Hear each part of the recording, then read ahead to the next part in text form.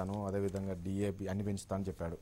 అదేవిధంగా నిన్న లోకేష్ కూడా మాట్లాడుతూ అభ్యర్థులను ప్రకటించాడు నిన్న కర్నూలులో మనం చూసినట్టయితే. ఇంకా ఎన్నికలు ఏడాది ఏంటి మీ నాయకుడు ఏమైనా అలాంటి పరిస్థితి ఏమైనా ఉందా? లోకేష్ అభ్యర్థిని ప్రకటించాడు నిన్న కర్నూలులో. ఇప్పుడు మన దగ్గర నుంచి కొనుక్కున్న 23 మంది ఎమ్మెల్యేలు వాళ్ళ పేర్లే ప్రకటించాడు. అదే దాని నుంచి నలుగురిని ముందు మినిస్టర్లను చేసి రాజ్యాంగాన్ని తూట్లు పొడిచి ఎన్టీడీ ఫిక్షన్లను మొత్తం తొంగలో దొక్కి మళ్ళీ లా కమిషన్ అని వేశారు. బిఫోర్ లా కమిషన్ 3 సంవత్సరాలకు ఒకసారి ఆ లా కమిషన్ సమావేశం అవుద్ది యాజ్ పర్ వాళ్ళ టర్మ్స్. లాస్ట్ టైం వేసిన లా కమిషన్లో ఇచ్చిన సజెషన్ని ఈ ప్రభుత్వం ఏం చేసిందో అడగండి, దానికి సమాధానం చెప్పమానండి. దానికి సమాధానం చెప్పే విజ్ఞత ఉందా ఈ లోకేష్ గారికి? ట్వీట్లు చేయడంతో లేదంటే ఏదో బురద జల్లేసి వదిలేయడంతో వీటితో పని అయ్యే సమస్య పరిష్కారం కాదు.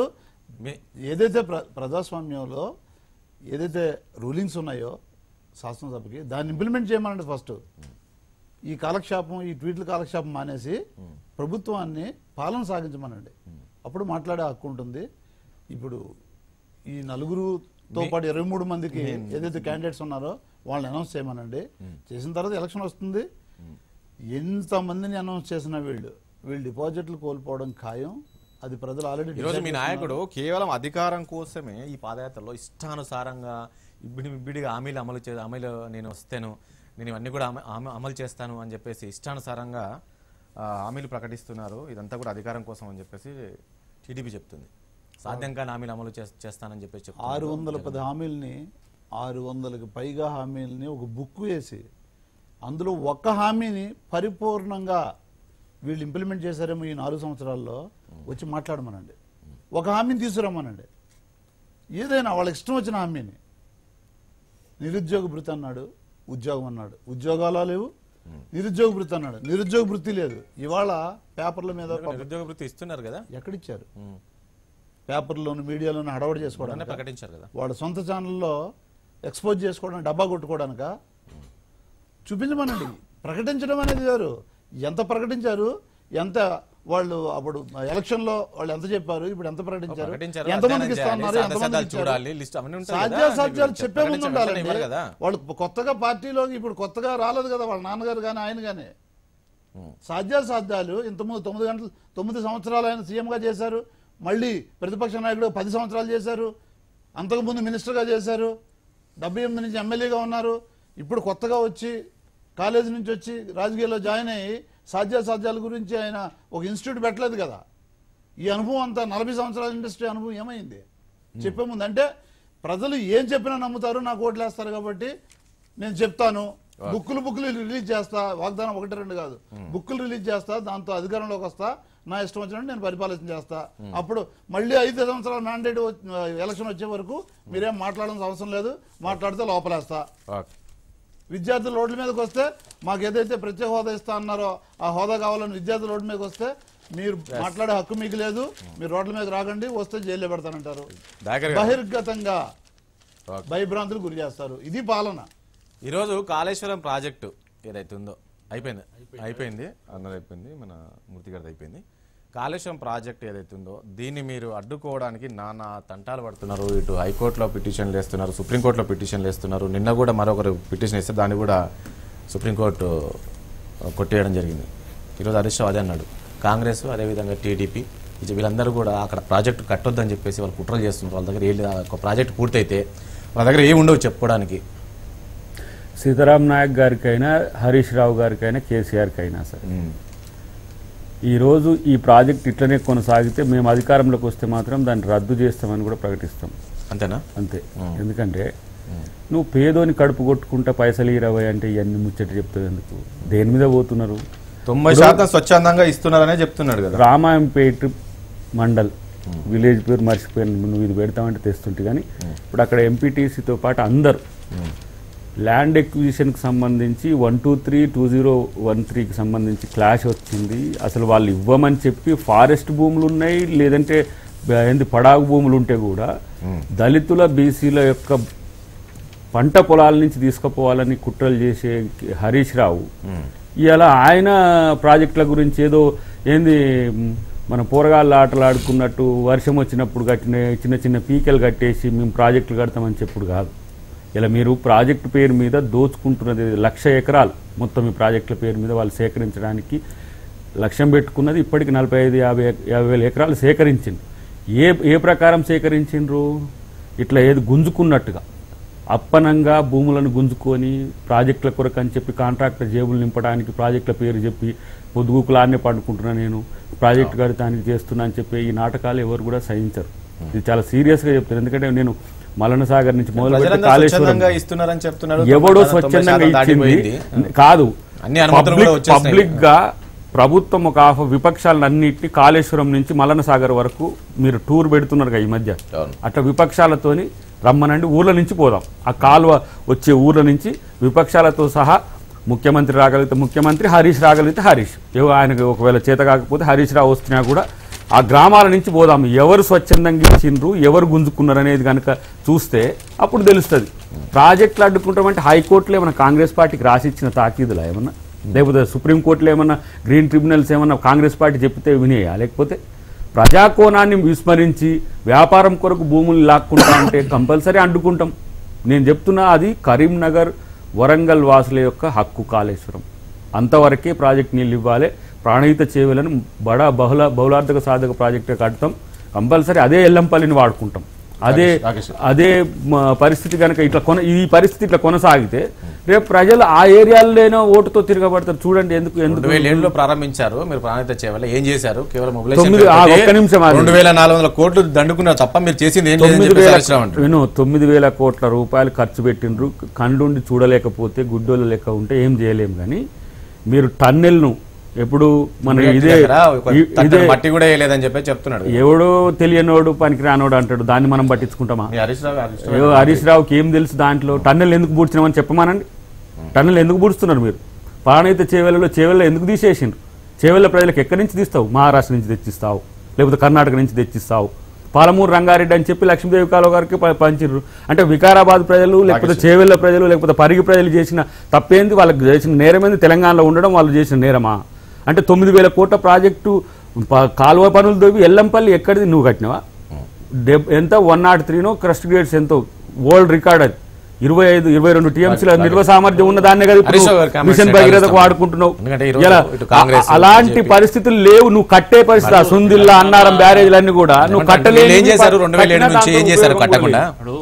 మనం తెలంగాణ తెచ్చుకున్నదే నీళ్ళ కోసం, నిధుల కోసం, నియామకాల కోసం. సో నీళ్ళు అనేది ప్రధానమైనటువంటి సబ్జెక్టు.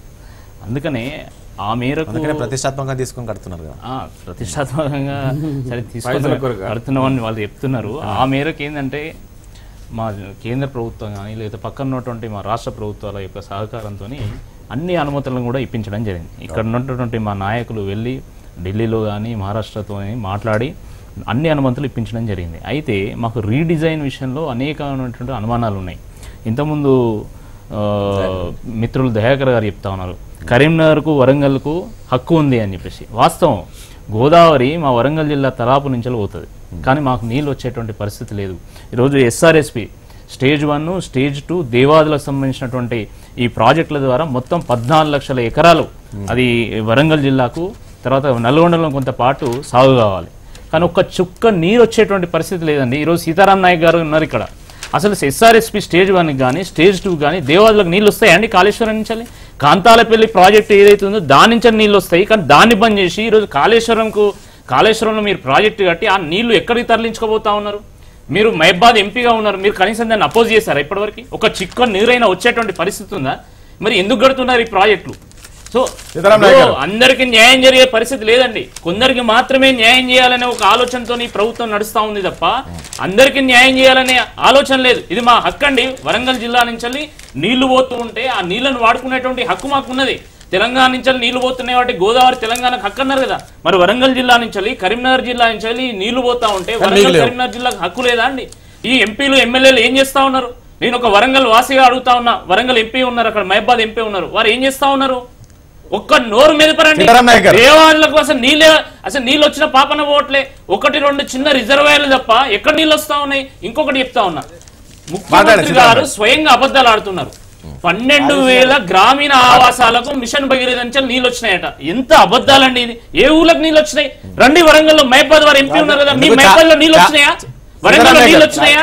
ఏ ఒక్క ఊరికన్నా రండి, నాకు చూపియండి, ఈ మీడియాతో పోదాం. ఎందుకు నీళ్లు చాలా ప్రాంతాల్లో వచ్చేసి అని చెప్తున్నారు, కొన్ని చూపించారు, కొన్ని వాళ్ళ ఊళ్ళకి వస్తే అందరికి వచ్చినట్టేనా?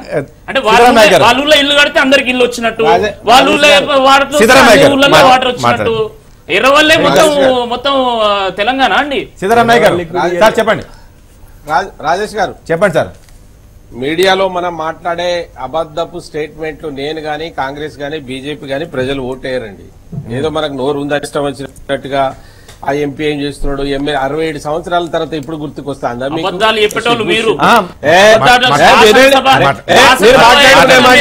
రాజేష్ మాట్లాడతాం ప్లీజ్. రాజేష్ గారు మీరు మాట్లాడడం నేను ఏం మాట్లాడతారు? 67 సంవత్సరాల తర్వాత జాతీయ పార్టీ గుర్తుందా వరంగల్ గురించి? ఎవరండి 67 సంవత్సరాలు అయింది. ఇప్పుడు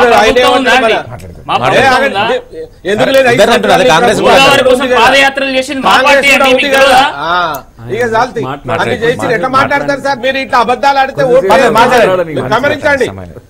మీరు మాట్లాడే సార్ దయాకర్ గారు ఒకటి అన్నారు, రేపు రాబోయే రోజుల్లో మా పార్టీ వస్తే కాళేశ్వరం ప్రాజెక్ట్ ను రద్దు చేస్తాం. దాంతో స్పష్టమైంది. దీనికి 4 సార్లు మీ టీవీలో కొంచెం స్క్రోలింగ్ చేస్తే కాంగ్రెస్ పార్టీ రాజకీయ భవిష్యత్ కొరకు ఏదైతే పెడితే పెట్టాడు కదా, నేను పెట్టిస్తా ఇది.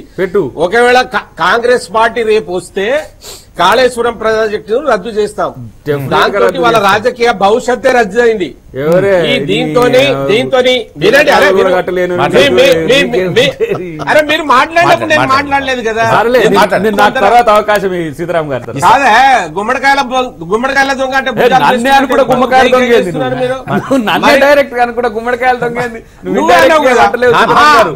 నువ్వే అన్నావు కదా కాంగ్రెస్ పార్టీ వస్తే కాళేశ్వరం ప్రాజెక్టు రద్దు చేస్తాం.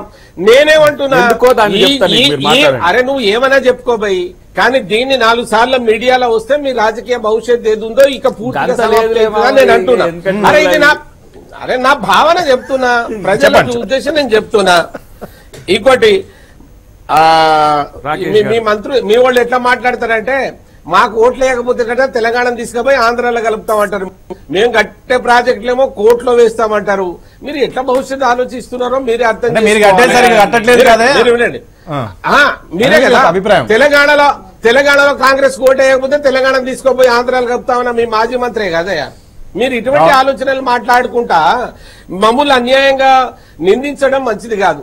మిత్రులు రాకేష్ రెడ్డి గారు ఒకటి అన్నారు, ఏం చేసిరు మైబాద్ నుంచి అని. సార్ ఇప్పుడు మీరు ఎప్పుడైతే ఆ ప్రాజెక్టు మొదలు పెట్టినరో దాన్ని దేవాదుల దగ్గర ఇప్పుడు 24 గంటలకు చేశాం. రామప్పకు నీళ్లు ఇచ్చిరండి, మీరు పాకాలకు నీళ్లు ఇచ్చినరా? ఆ ప్రాంత ఎంపీని నేను.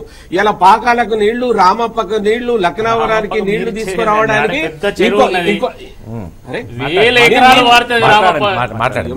మళ్ళీ ఏం మాట్లాడాలి ఇక మీరు? మీరు ఏం చేసి కాదు రాకేష్ గారు, వాళ్ళు ఏం చేసిరంటే అంటున్నా, దేవాదుల నీళ్లు మేము తీసుకొచ్చి రామప్ప, లక్నావరం రిజర్వాయర్లు చేస్తున్నాం, గణపూర్తి చెరువు రిజర్వాయర్ చేస్తా ఉన్నాం. ఆ ప్రాంతంలో గతంలో అసలు నీళ్లు లేవు. గోదావరి అయిన వారు మాట్లాడినప్పుడు మా తలాపున గోదావరి ఉంది కానీ మాకు చుక్క నీళ్లు లేవు. ఆ నీళ్లని వాళ్ళు తెచ్చుకోగలిగినాం.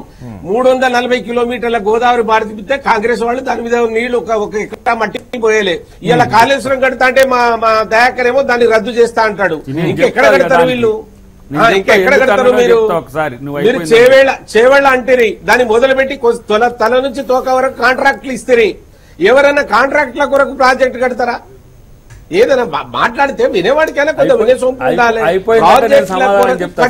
నువ్వు ఏమైనా చెప్పు దయాకర్, నువ్వు ఒక మాట మాట్లాడావు, కాంగ్రెస్ కాళేశ్వరం ప్రాజెక్టు రద్దు చేస్తారు, మీ భవిష్యత్తు రద్దు అయిపోయింది, మీకు రాజకీయ భవిష్యత్తు ఉండదు. కాళేశ్వరం అనేది ఒక దగ. మళ్ళీ స్టేట్మెంట్ చెప్తున్నా, కాళేశ్వరం అనేది ఈ రోజు నల్గొండతో పాటు మన వరంగల్ ప్రజలకు బూచి చూపించి మీరు చెయ్యబోతున్న ఒక దగాకోరు ప్రాజెక్ట్ గా నేను ఇలా ప్రకటిస్తా. కేంద్ర మంత్రులు వచ్చే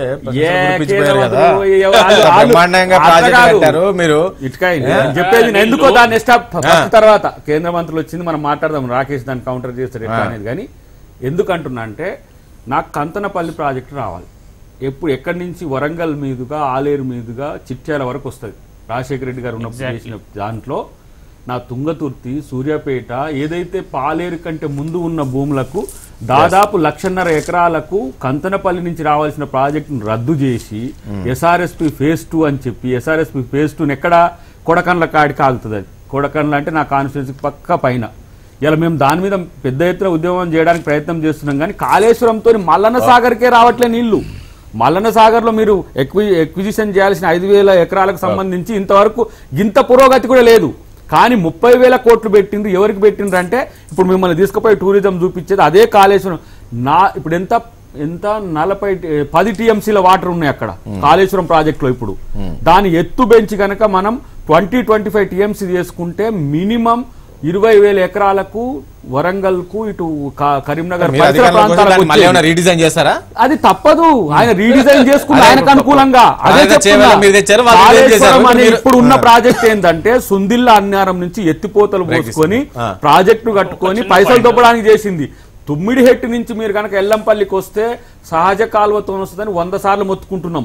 అది 12 లక్షల ఎకరాలకు మాత్రమే. వాళ్ళు చెప్తున్నట్టు 20 లక్షల ఎకరాలు 30 లక్షల ఎకరాలు కాదు. దయాకర్ గారు వాళ్ళు ఏం చెప్తున్నారంటే మీరు ఇది ప్రాణాయిత చేయలేదు, ఇది ప్రారంభించినప్పుడు ఇక్కడ మీరే ఉన్నారు, కేంద్రంలో మీరే ఉన్నారు, ఎందుకు గట్టలేకపోయారు మరి?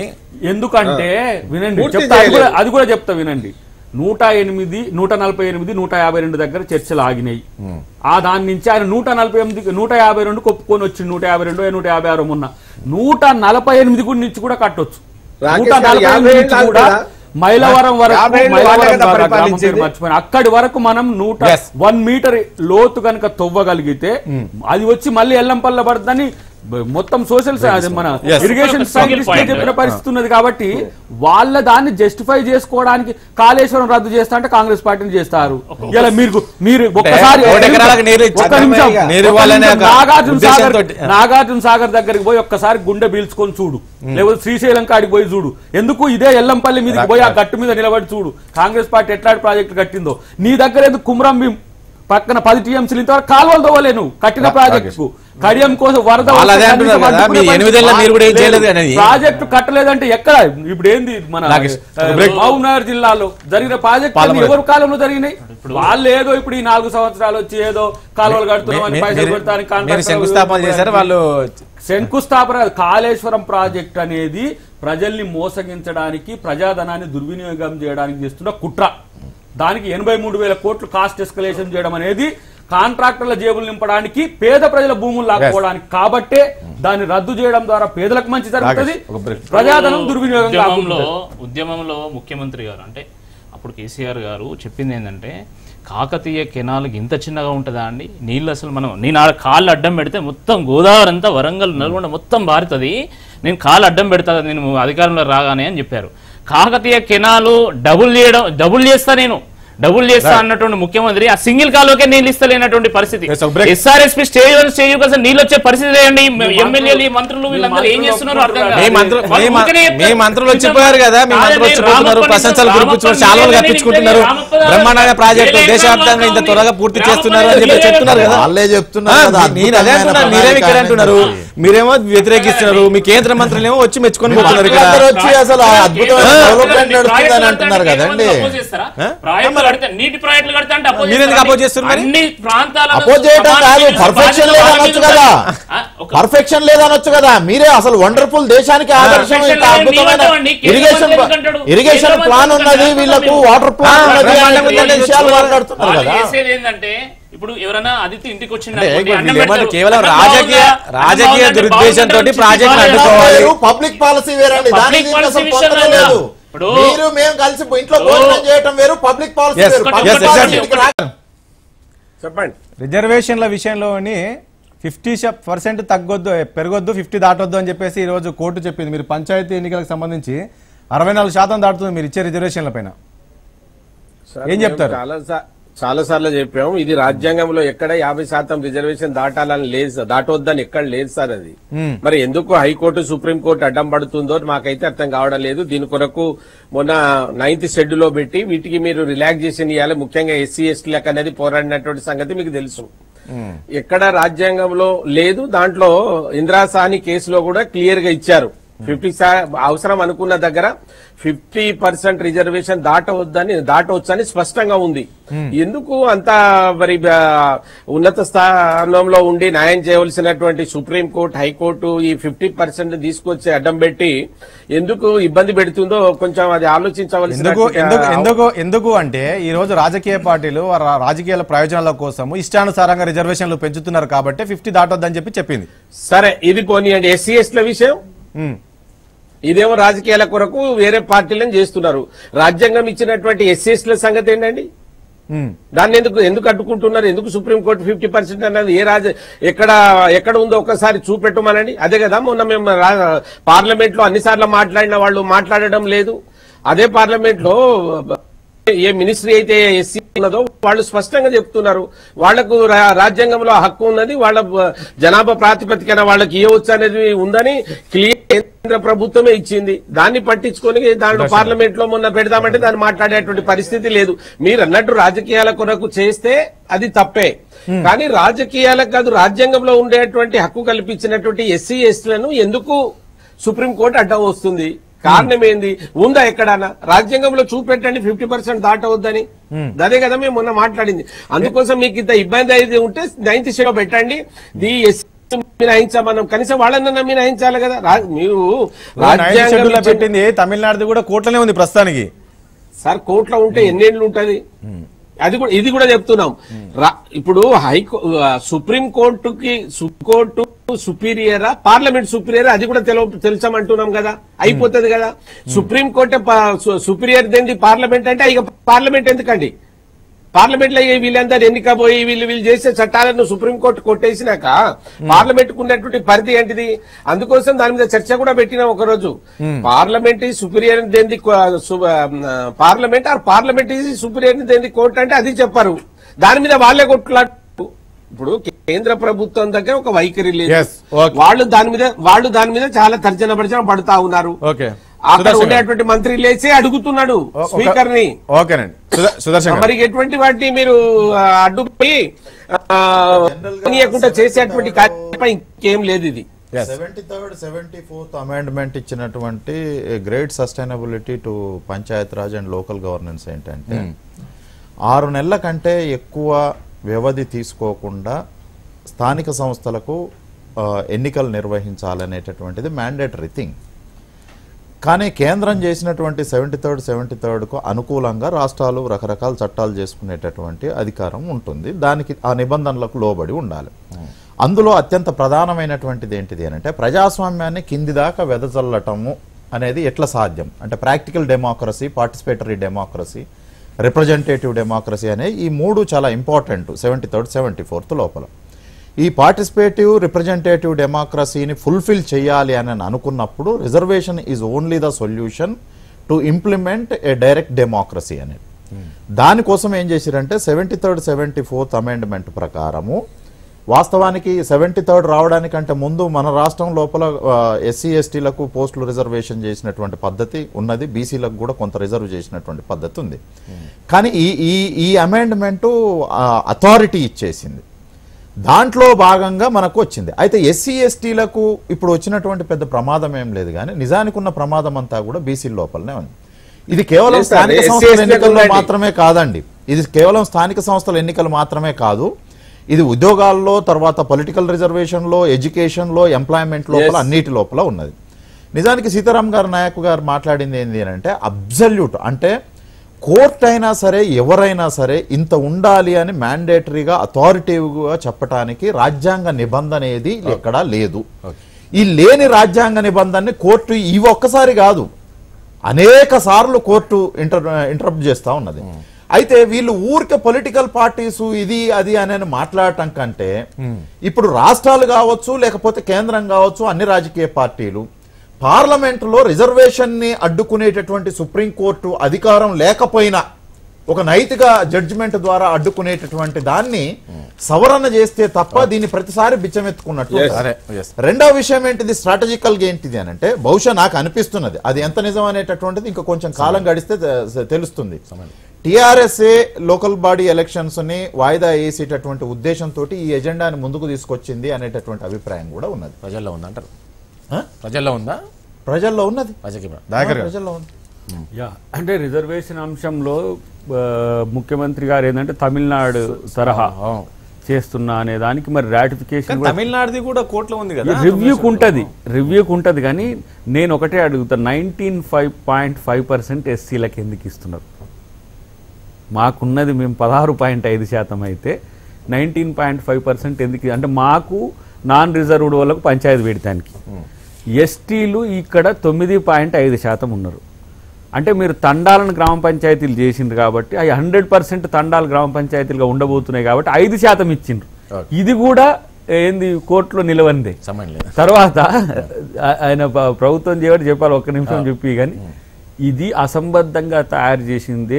అందుకు ఈ పంచాయతీ ఎన్నికలు పెట్టకుంటుండడానికి కానీ రిజర్వేషన్ నాన్ రిజర్వ్డ్ మధ్యన ఎస్సీ ఎస్టీల మధ్యన బీసీలకు ఎస్టీల మధ్యన 34% అంటే వాళ్ళకు అది ఎక్సీడ్ అవుతుందని కోర్టు ఇచ్చే, నేనేం చేయాలా? కోర్టే ఇచ్చింది, నేనేం చేయలేను అంటే ఇప్పుడు కేసీఆర్ అట్లా.